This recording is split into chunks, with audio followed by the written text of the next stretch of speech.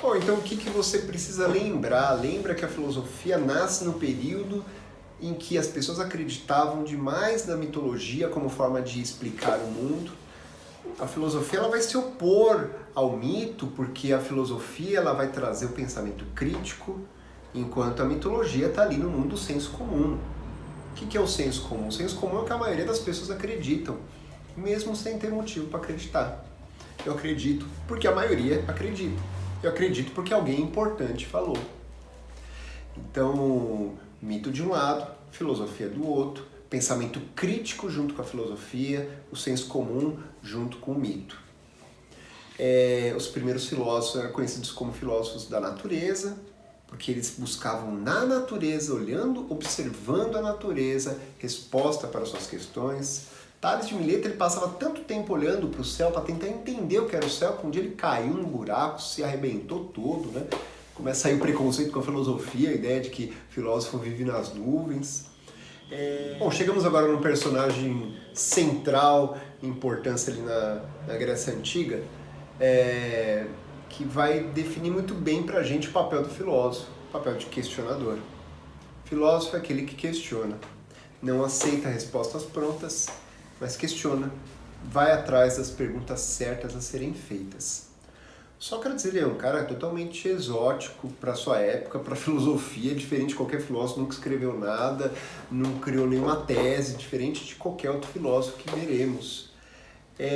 O Sócrates, para a gente entender um pouquinho melhor, vamos só entender o contexto que ele viveu. Ele viveu na Atenas clássica, que é o auge cultural do mundo antigo, o auge da era clássica, como é conhecido. E ali está nascendo, no meio de tanta coisa nova, está surgindo um regime político chamado democracia. Democracia significa poder do povo, literalmente, duas palavrinhas gregas, poder, kratia e demos, que é povo.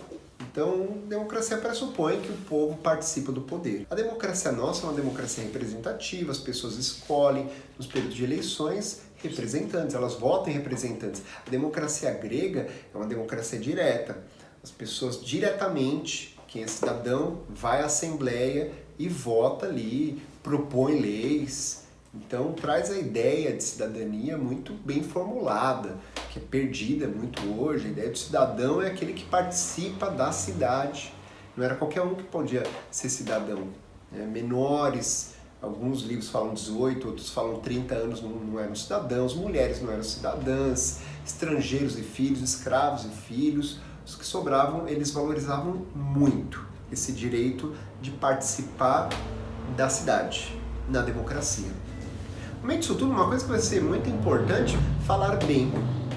Se eu falo bem, eu consigo convencer melhor as pessoas na Assembleia. E aí que surgem esses personagens muito importantes na trama de Sócrates, chamados de sofistas. Sofistas, eles eram pessoas especializadas na arte do bem falar, algo que a gente vai chamar aqui de retórica. É a arte de convencer as pessoas através de palavras. Saber falar bem, muito bem. Os sofistas se especializavam nisso. Os sofistas eram pessoas céticas. Cético é aquele que leva a dúvida até as últimas instâncias. Ele duvida de tudo. Ele não acredita que é possível alcançar a verdade. Verdade para o cético não existe. Bom, o que os sofistas faziam na vida? Eles eram céticos, não acreditavam em nada. Então a postura de vida deles era assim: não acredito em nada. O que é importante na vida? Convencer os outros. Ir nas assembleias e convencer as pessoas de coisas que me beneficiam. Então você pode perceber isso muito na época de eleição. Quantos políticos que falam muito bem convencem as pessoas de coisas que não é bom para elas. Você sabe que não é bom, né? Eu não posso chegar para uma pessoa pobre e falar: estou tirando todos os seus direitos, eu estou tirando a maior parte do seu salário, mas é para o seu bem, tá? É para o seu bem, você vai se tornar uma pessoa muito melhor, sem nada. Não, claro que não, isso é ruim, mas as pessoas que falam bem às vezes convencem de coisas ruins, que beneficiam elas. É isso que os sofistas faziam. Essa vai ser a grande crítica do Sócrates aos sofistas. Que eles enganavam, manipulavam o povo através dessa arte de bem falar. Eles tinham muito prestígio por causa disso, ganhavam dinheiro, porque às vezes ensinavam que as pessoas deveriam falar na assembleia para, por exemplo, não ser julgado por algo que a pessoa fez. Bom, Sócrates era uma figura exótica ali, que não estava preocupado com o que os outros estavam preocupados, não se preocupava em investir bem, não se preocupava em comprar as coisas, e ele acreditava que o conhecimento está dentro de você. Você conhece as coisas buscando dentro de você, através da reflexão, as respostas. É por isso que ele dizia sempre para os seus discípulos, conhece-te a ti mesmo. Tinha um discípulo, as pessoas que acompanhavam Sócrates, porque consideravam ele um grande mestre, e ele dizia, conhece-te a ti mesmo. Conhece-te a ti mesmo. Conhece-te a ti mesmo significa, olha dentro de você para buscar a resposta. Você vai encontrar a resposta para qualquer problema que você possa ter. Qualquer dúvida que você possa ter, a resposta está lá dentro de você. Ele viu essa frase no oráculo, quando ele foi... Oráculo é um lugar que as pessoas iam para saber o destino, na Grécia Antiga, e o oráculo disse para ele, você é o homem mais sábio de Atenas, né? Ele falou, mas não é possível que eu seja o homem mais sábio de Atenas. Eu não sei de nada. Na verdade, eu sei de uma coisa só. Só sei que nada sei. Só sei que nada sei. Parece uma frase bobinha, né? Quantos alunos colocam isso em prova, né? Ele não sabe nada, ele escreve assim bem grande na prova. Ele acha que ele está sendo super original, né? Só sei que nada sei. Oh, meu Deus do céu. Essa frase não é tão boba assim, não. Muito pelo contrário. Ela traz a ideia de que, para alcançar a sabedoria, você precisa conhecer a sua ignorância. Se você não conhece aquilo que você não sabe, você não aprende nada. Se você acha que sabe tudo, você não aprende nada. Então Sócrates, antes de morrer, ele fala assim, agora eu sei porque falaram que eu era o homem mais sábio de Atenas. Porque eu conheço a minha ignorância, eu sei das coisas que eu não sei. Enquanto a maioria das pessoas acreditam que sabem um monte de coisa que elas desconhecem. E essa é a grande indignação da vida de Sócrates. Ele vai pela cidade, conversa com todo tipo de gente, e ele conversa sobre coisas que ele acha importante para a vida. Ele não está preocupado com a natureza, de onde que veio o mundo, como os pré-socráticos estavam preocupados. Ele está preocupado com a felicidade. Né? O que é a felicidade? Eu quero ser feliz.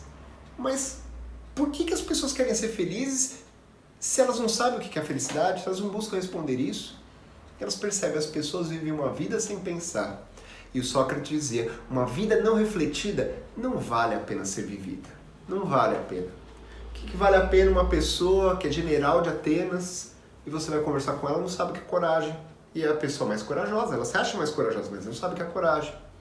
As pessoas, então, elas falam que as coisas são bonitas, mas não sabem o que é beleza. As pessoas querem ser pessoas boas, mas não sabem o que é o bem, não sabem o que é o mal. Então Sócrates fazia isso, ele conversava. Chegava para as pessoas, falava, eu só sei que nada sei, eu quero saber o que eu faço para ter uma vida boa. A partir da pergunta, a pessoa respondia. Em cima da pergunta, da resposta da pessoa, Sócrates fazia o questionamento. E depois outro questionamento, questionamentos muito bem colocados. Isso que fez dele um grande filósofo, saber questionar. Ele não tinha respostas, mas sabia as perguntas certas a serem feitas. Depois de uma conversa com Sócrates, a pessoa falava, poxa, que legal, né? Eu parei e pensei. Eu pensei. Um bom questionamento leva você a pensar.